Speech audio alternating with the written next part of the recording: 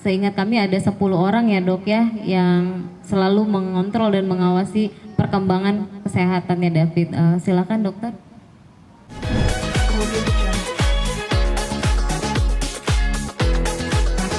Assalamualaikum warahmatullahi wabarakatuh.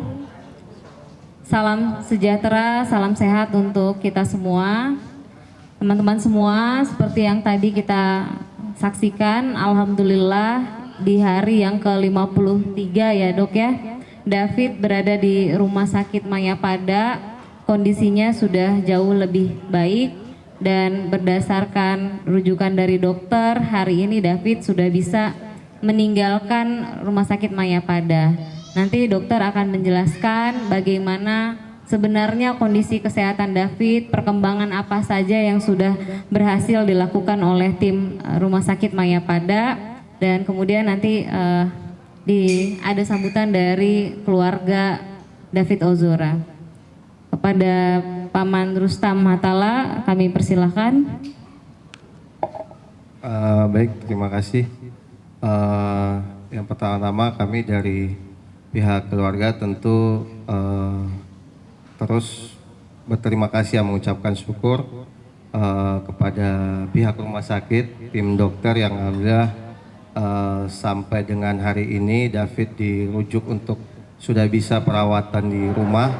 Itu tim dokter sudah bekerja secara maksimal dan luar biasa itu dari kami pihak keluarga. Kemudian yang kedua kami juga berterima kasih kepada semua pihak di luar, dari sahabat-sahabat GP Ansor, dari para alumni PL, kemudian masyarakat luas yang sampai hari ini selalu memberikan supportnya atas penyembuhannya David.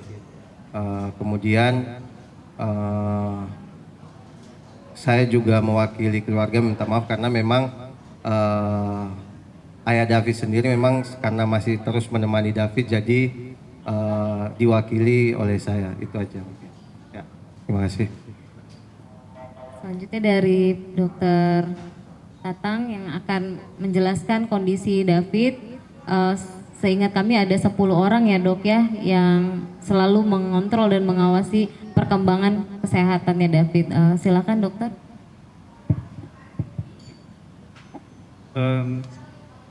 Kita akan memberikan summary dari awal David masuk sampai hari ini dia keluar. Dari awal David masuk itu memang kondisinya koma dan memang ada infeksi yang cukup berat akibat daripada cedera yang dialami tersebut. Kondisi ini belum membaik sampai minggu ketiga, dan setelah minggu ketiga itu sudah mulai ada sedikit perubahan.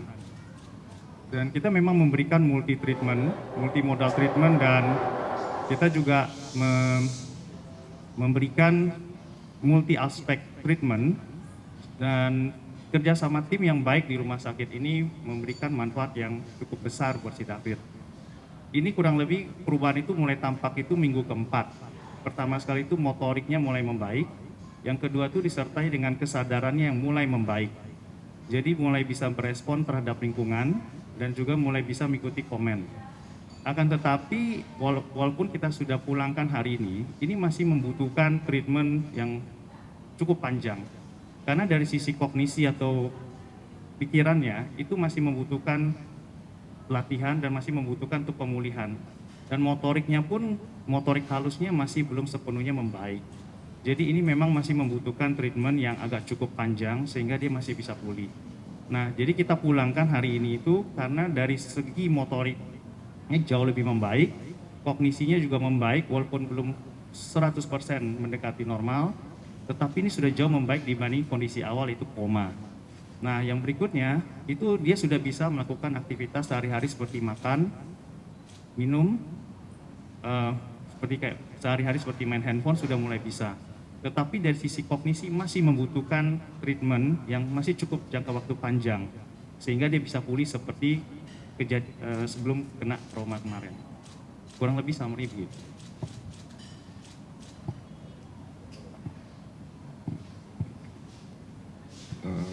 Selamat siang, terima kasih. Secara umum yang disampaikan, semua sudah disampaikan oleh Dr. Yeremia Tatang. Walaupun hari ini Mas David sudah diperbolehkan pulang, Tapi tim dan keluarga sepakat bahwa Mas David ini belum sepenuhnya pulih total dan masih jauh, masih banyak tugas PR yang kita perlukan, kita kerjasama untuk membantu Mas David menjalani proses-proses pemulihannya. Oke, hari ini walaupun sudah dibolehkan pulang, tapi tetap tim rumah sakit akan memberikan pemantauan observasi berkala dan terus bekerja sama dengan keluarga. Tim sepakat bahwa Mas David ini sudah melewati masa akut, melewati masa kritis, dan sekarang ini memasuki fase yang selanjutnya yaitu fase pemulihan. Dr. Yeremi dan tim semua sepakat bahwa David membutuhkan lingkungan yang lebih natural, lingkungan yang lebih dekat dengan keluarga, sehingga dengan ada observasi yang tetap terjalin, David diizinkan oleh tim yang merawat hari ini untuk pulang. Kira-kira demikian, betul gitu. Terima kasih Dokter Tatang dan Dokter Gibran. Saya tambahkan juga ya, memang secara fisik terlihat apalagi di media yang tersebar, kondisi fisik David sudah jauh membaik. Responnya pun sudah banyak bisa memberikan respon. Namun dari pengalaman saya pribadi ini Dok, kemampuan daya ingatnya David itu memang sangat lemah dan masih terjadi memori memorinya pendek-pendek ya, sehingga hari ini dia bertemu siapa, besok dia lupa lagi gitu. Mungkin seperti itu. Silakan teman-teman, ada yang mau ditambahin Paman ya? Silakan teman-teman kalau ada yang ingin dipertanyakan.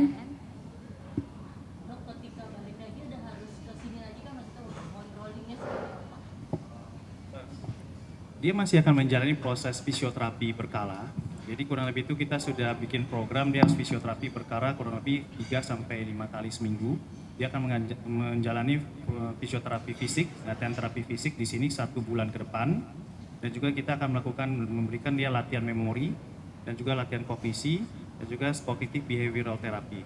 Jadi kita akan benar-benar memantau yang namanya, kita takut namanya ada PTSD atau kejadian yang traumatik pasca trauma. Nah, ini yang kita akan pantau ke depannya supaya dia tidak mengalami PTSD ataupun cedera yang cukup berarti akibat kejadian kemarin. Jadi 1 bulan ini akan menjadi fase recovery yang sangat penting buat si David. Jadi kita akan benar-benar pantau dia dengan sangat ketat sekali di sini. Termasuk nggak cuma masalah terapi fisik, dia punya nutrisi, dia punya paru-paru dan organ dalam lainnya yang terkait akibat infeksi yang kemarin. Jadi semuanya akan dipantau berkala di sini selama 1 bulan ke depan.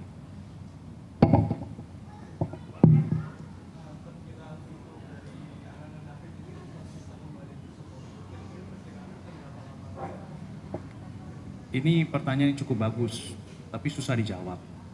Karena ini kondisi ini akan berbeda tiap-tiap orang sih. Jadi ada yang cepat, ada yang lambat. Memang secara kita lihat dalam waktu 50 hari ini pemulihan progresnya cukup signifikan dan progresnya cukup drastis. Tetapi biasanya untuk ke motorik halus, untuk kognisi yang tersisa, itu memang biasa membutuhkan waktu sampai berbulan-bulan bahkan bertahun-tahun. Nah, ini sekarang tinggal melihat daripada kondisi otaknya sampai seberapa banyak bisa pulih. Untungnya David ini masih muda, maka recovery-nya jauh lebih cepat dibandingin orang yang lebih tua. Tetapi bagaimanapun juga ini waktu awal pun kondisinya koma. Jadi memang dia membutuhkan waktu sedikit lebih pelan dibandingin kondisi yang lebih ringan.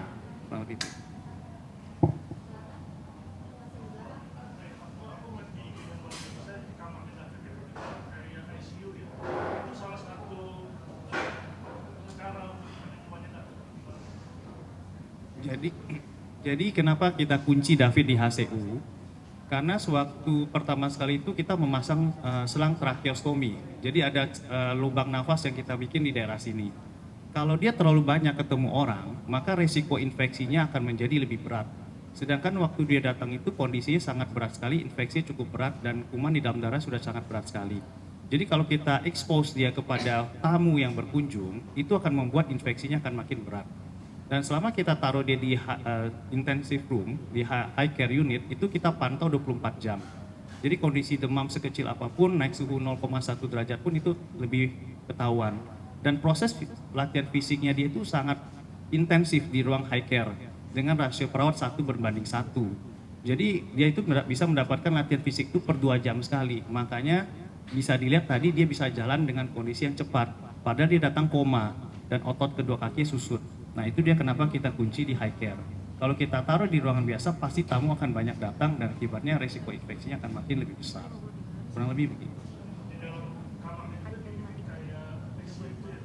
Jadi di kamar di rumah ya biasa aja. Oh, hampir dibikin seperti gitu konsepnya supaya lebih nyaman dan resiko infeksi jauh lebih besar. Ini lebih kecil sorry.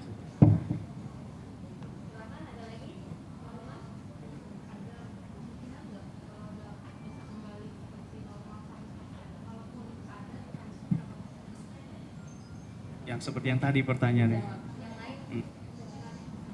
Ya tadi dokter udah jawab bahwa tergantung kondisi tubuh masing-masing dan bagaimana kondisi otak David akan memicu terkait kognitif atau halus yang tadi ya dok ya. Yang lain? Yang terakhir ya, belakang sana.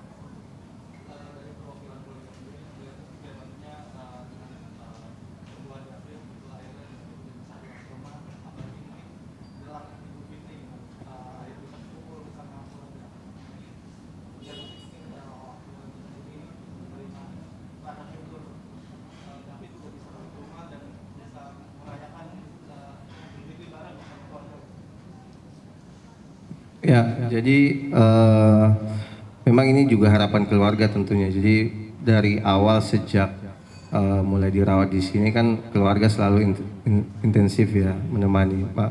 Ketika David pulang ini juga tentu ada kebahagiaan tersendiri ya buat keluarga terdekat karena juga bisa secara langsung karena di rumah ya. Jadi nggak bolak-balik seperti hari-hari sebelumnya mungkin itu. Di keluarga alhamdulillah sangat bersyukur kalau misalnya sudah sampai step bahwa perawatan itu bisa dilakukan di rumah itu. Mungkin itu. Mungkin rasanya cukup ya. Sekali lagi kami dari keluarga menyampaikan terima kasih yang sebesar-besarnya kepada tim dokter dan tim rumah sakit Mayapada untuk seluruh upaya keras terhadap perkembangan David hari ini, dan kami juga berterima kasih kepada seluruh masyarakat Indonesia, teman-teman awak media yang selalu mendoakan, yang terus bertanya bagaimana kondisi David hari ini. Itu akan menjadi dan selalu menjadi support bagi kami dan keluarga. Rasanya cukup demikian ya dok. Dari Paman juga udah ya. Ada lagi? Satu lagi? Oke.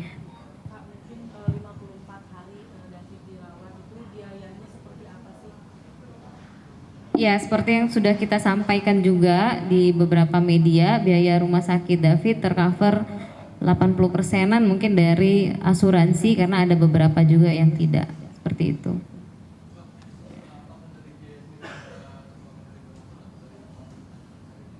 Sejauh ini 80% dari asuransi, sisanya dari keluarga, kolega, mungkin ya seperti itu aja. Nggak ada, kita membuka donatur sampai detik ini dari keluarga, nggak ada, belum ada. Nah itu memang terakhirnya tadi orang tua David yang tanya ya, nominalnya berapa kita belum tahu mbak, gitu. Cuma terakhir aja tuh udah sekitar 1 M-an, gitu. Mungkin untuk dokter Tatang, kira-kira gangguan kognitif pada David ini bisa mengganggu tingkat intelektual atau kecerdasan dari David sendiri? Kalau melihat daripada gambaran MRI dari awal dan cedera dari awal, kalau kita lihat dari gambaran awal dia datang dan gambaran MRI-nya yang menunjukkan ini ada diffuse external injury grade 2, pasti ada gangguan kognisi.